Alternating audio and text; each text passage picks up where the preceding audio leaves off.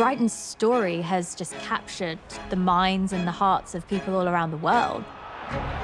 Brighton and Hove Albion brought to the brink of extinction. This is their last season at the Goldstone. In some fear, it could be their last ever. Robbie Rydell has put Albion level! When you hear where the club have come from and where they are now, it really does feel like a fairy tale story. The club that has been to hell and back, crossing the white line into Premier League paradise.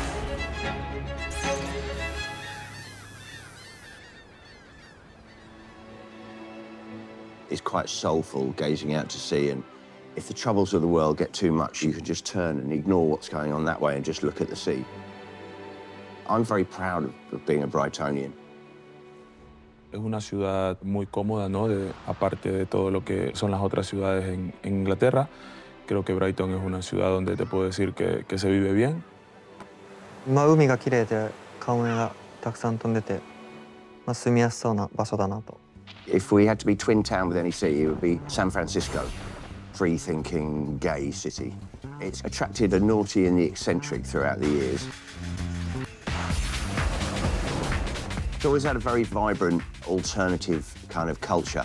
It's very cosmopolitan. Everyone's welcome. Everyone's free to be who they want to be. Very big nightclub population. People come here to do things. They come here to party. In the way that Brighton's quite eccentric with its relationship to most things, we've been quite eccentric as a football team. It was always a labour of love supporting Brighton. It was never because you thought we would win anything. Away at the Emirates, Arsenal were in a title race, favourites to win the game. It was a moment in the season where it was sink or swim. Going into that game against Arsenal, it was a must-win. To qualify for Europe was so close at that point. Two teams that like to dominate possession. Brighton's football has been admired for a couple of seasons now. Best team in the world making the build-up. The best team is Brighton. Under Roberto De Zerbi, it's just gone to the next level. One of the most influential managers in the last 20 years. We've got a philosophy that we stick to. 見ている方々にも面白いサッカーをやってるんじゃないかなと思ってます。 It's another opportunity, and it's into the back of the net from Enciso. Brighton take the lead at the Emirates. I love my players and I know their quality. My work is to help them to show their quality. The football's been really exciting to watch because it's high risk. In my idea, there aren't risks. Dennis Undorf puts it over Ramsdale. It's intense, there's a lot of goals. And followed up by Estupinian. Signed, sealed and delivered. For Brighton to go and do that is unbelievable. A huge scalp for them against the team that have led the Premier League table. The Brighton celebrations will be long and they will be loud. It was just a real moment where you thought, wow, this football club has come from despair to competing with the very, very best. That image of Dennis Undorf celebrating with his family, he probably didn't have a clue. There is a man there who played a huge role in Brighton being where they are today. When the Seagulls went behind against Lincoln, fans came onto the pitch in a peaceful protest and the match was held up for 12 minutes.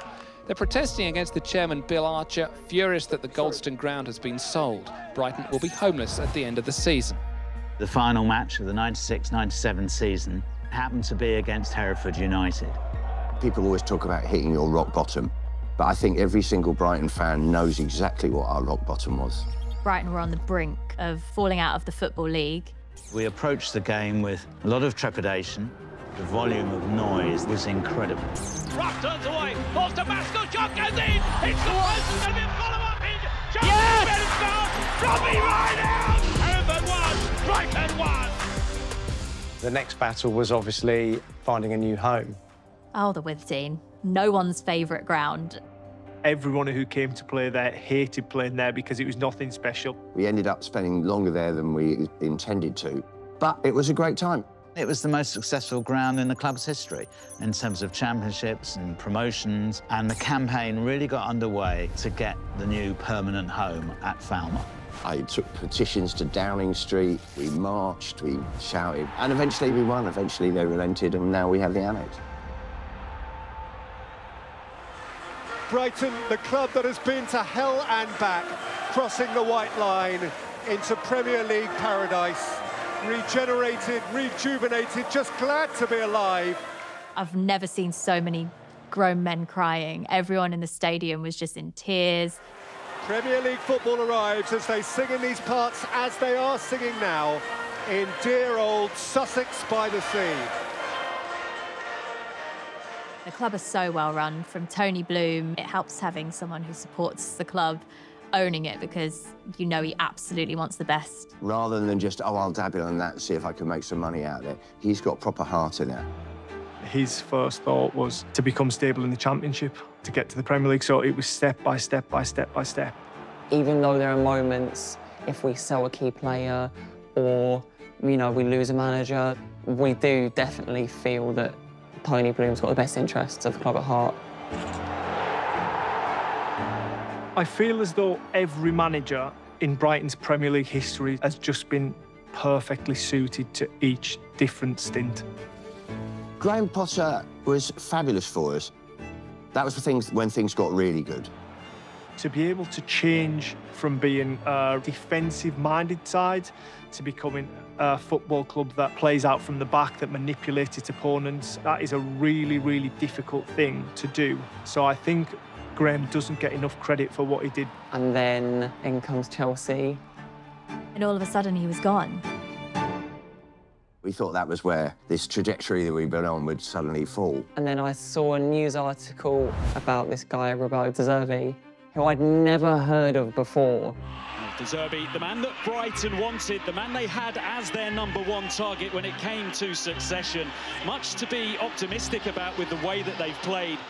I'm like, OK, let's just see how this goes. So 52 days after Graham Potter said goodbye to Brighton and Hove Albion, he returns to the Amex Stadium. Seeing the Chelsea game, which, to be honest, is probably the best home game I've ever been to. Just seeing us absolutely smash them to pieces, I've gone, yeah, like, this is the guy that's going to take us to the next level. My idea, we have to enjoy with the ball. I don't want to play with a long ball. I hate the second ball.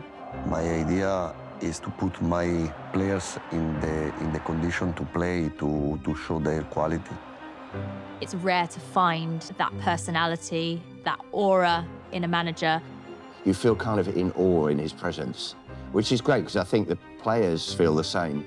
結構細かい監督で一人一人の動きの仕方だったりボールの回し方っていうのはある程度決められたものがあるので。Ya lo he dicho antes que es un entrenador muy apasionado del fútbol, ¿no? Que trabaja mucho por su trabajo. It was like kind of mind-blowing how he's seen football, and most of us as players were like, I don't see this working, and then it's clicked.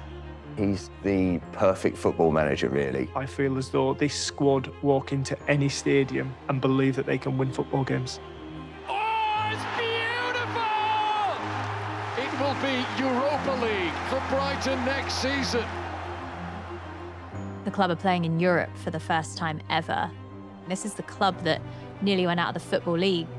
It's crazy to imagine what they can still achieve. We will play in Europa League and we have to be ready because it will be more difficult for sure. And I'm lucky to work here because I can work with a lot of really good players. Mitoma, one of the most exciting players Brighton have ever had. Mitoma on his way, advantage played. He's going all the way. Oh! That is breathtaking! The defenders know what he's going to do, but yet he still goes past them every single time. Lewis Dunk is Brighton through and through. And it is in for 2-2. A slam dunk from the Brighton captain. Brightonians love Brightonians who stay in Brighton. He is a linchpin of our defence. Evan Ferguson, our next £100 million player. Ferguson, try one himself. It's his day, all right.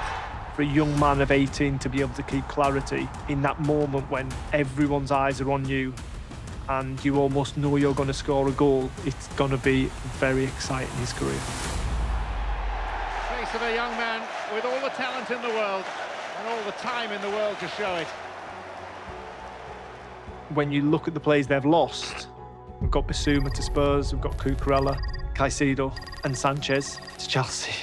We've got Dan Burn to Newcastle, we've got Ben White to Arsenal, Leandro Trossard to Arsenal. 7 or 8 top players, you think they couldn't do it without him, but they can. It's like we're the Terminator in Terminator 2. You know, try and take us out and we just keep coming back. And I'll sing you a song as we march along, of Sussex by the sea. Oh, Sussex, Sussex by the sea. Good old Sussex by the sea. With Tony Bloom at the helm, I think the club is in very, very safe hands. You know, our dream was to get our own home and to get established in the Premier League. You know, these are dreams, but we have to set ourselves new dreams because we achieved the old ones. You may tell